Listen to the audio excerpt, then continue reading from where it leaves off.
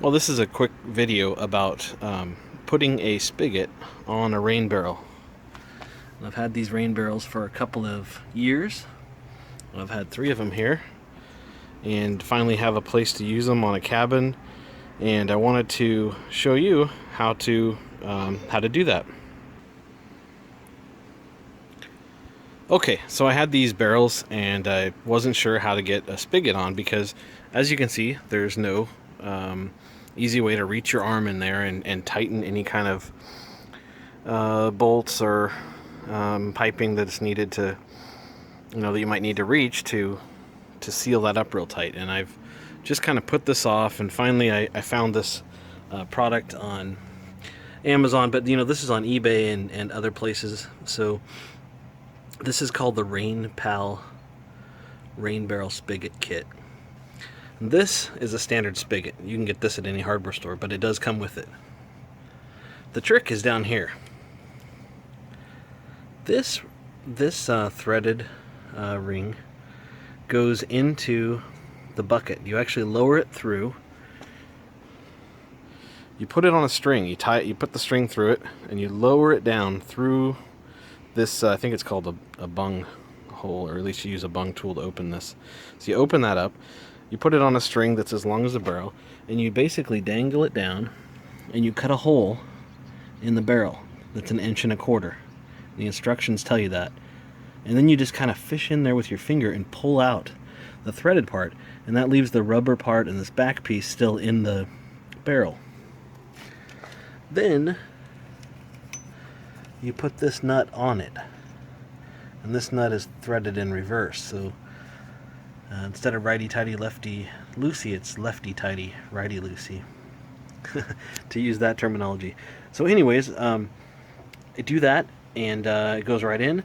Then you take this part, and after you have this installed, and this spigot just screws right in. I did put, as you can see in white there, let me try and focus for you. In white there, you do put some plumber's tape. It says to put 5 wraps on it. So you do that, you screw it in. This is the easiest part of the job. Okay, I'll show you a little bit more in a minute. Okay, as far as tools go, the main tool you need is a drill. And I'm using a cordless drill, but it's actually probably better with a corded drill. Either one's fine. And then you need a bit set that lets you drill a 1.25 inch hole. I picked this set up. You can buy it anywhere, and Harbor Freight has some cheap stuff. I bought a whole kit of this of these bits for $6 on sale, maybe $10 normally.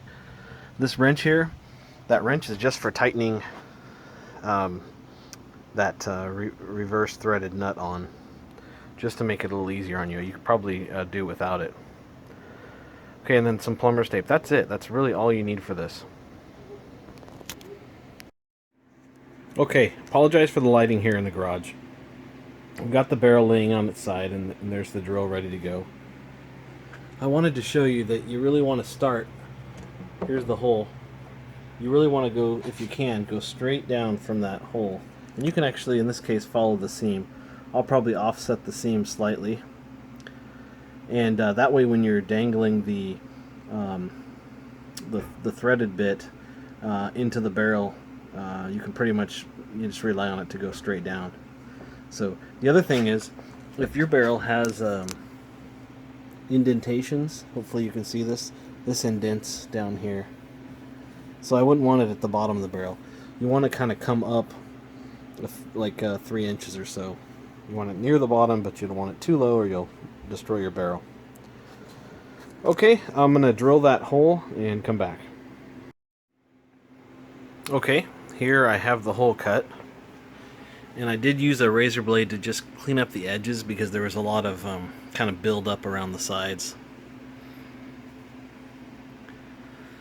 So there it is. As I said, I tried to cut it just slightly off of center here so I wasn't on the seam.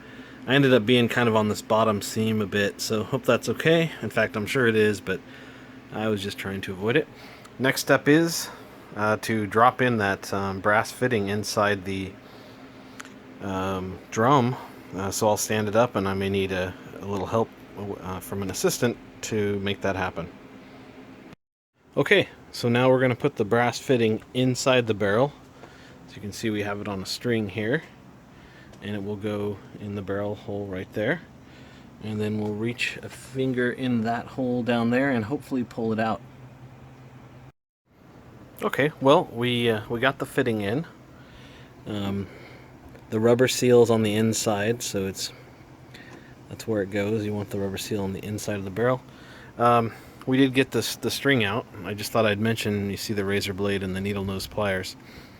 When you're done with it, you have to extract that string, which is wrapped in the thread. So I just twisted the string around those needle nose pliers, cut it with the razor blade, and then gave it a good tug, and the string came out, right through that corner there, and it's still sealed up nice and tight.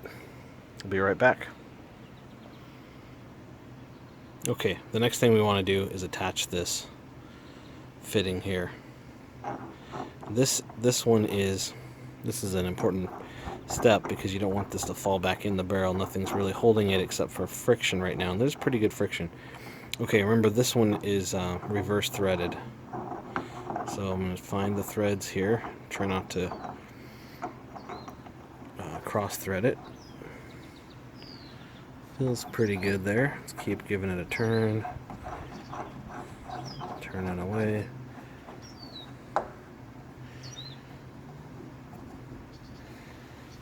Okay, and notice how I can reach through here and kind of give a tug on the inside to make sure it's pulled in good. Okay, now I'm going to go grab my pipe wrench and tighten it up a little tighter. I've been cautioned to not over tighten, but we'll see how I do.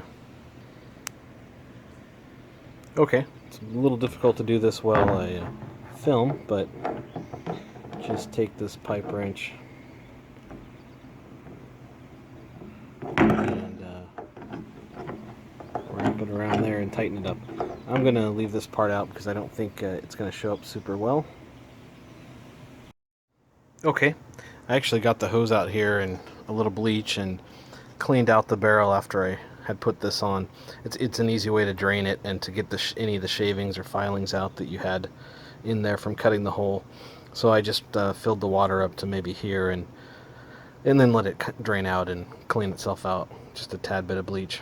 Okay, now I took the spigot and I just wrapped 5 turns of the plumber's tape on here as recommended, and then I'm just going to thread it in here. Again, hard to tape with one hand, so I'm just going to go ahead and thread that in. It's an easy job, and I'll come back. Okay, and as I'm losing daylight here, you can see the spigot is now attached.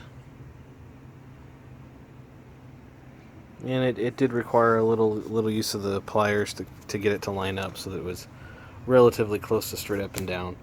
Instead of being perfectly lined up, it's maybe a bit like that. But I think this will work well.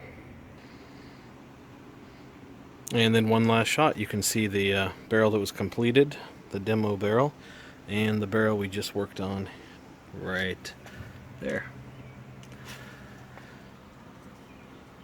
Oh, and in case, I'll show it on the demo barrel, but this one I filled up, and you can see pours water quite nicely.